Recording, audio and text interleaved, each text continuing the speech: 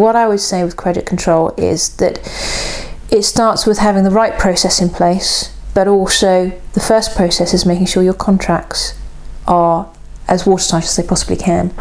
Because if you don't have, for example, clear payment terms in your contract, you have no or a difficult base to move forward to say you owe me money and you owe it now, to then if you had to take it further into the court system. Because if you haven't got it written down, it's a he said, she said game, and that's anybody's guess as to who might win. But if you've got a contract, you've got a trail in terms of things that have been said in writing, the intentions of the parties, what should be happening. It might boil down to a dispute about quality of work, whatever it might be, but at least you still have the ability, if you need to take it further and follow that process and implement it. It's about managing that relationship. I mean, if it's your major client, but you know there might be some difficulties or there's been a lack of communication, whatever it might be, it's just gently nudging it until you get them back on track. Having said that, if they are continually poor at paying or delaying, I suppose personally you've got to sit back and think, are they really worth it? Do you want that sort of headache every month knowing your cash flow issues are going to be hit?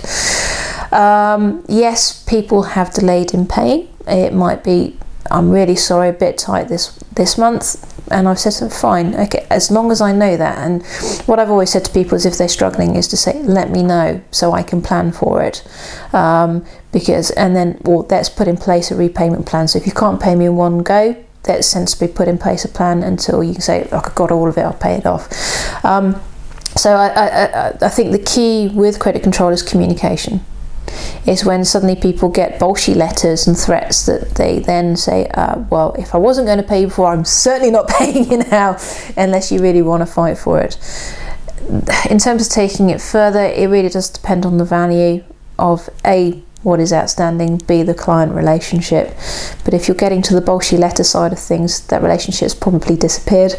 So it's then evaluating, well, is it worth my while spending a bit of money involving lawyers or going to court, or so I just write that off as a bad debt, learn from it and move on. In terms of the payments, luckily most of the clients that I deal their books with, I actually make payments.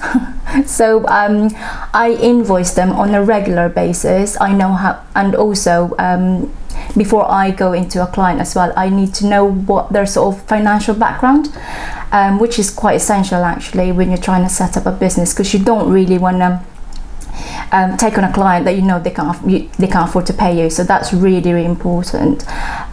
So because of the cash flow, it's really important that you invoice them on a regular basis, and that's what I have done. Most of my clients I invoice on a weekly basis. So the sooner you get your invoice out there, the quicker you're going to get paid, and that's really, really essential when you're running a business.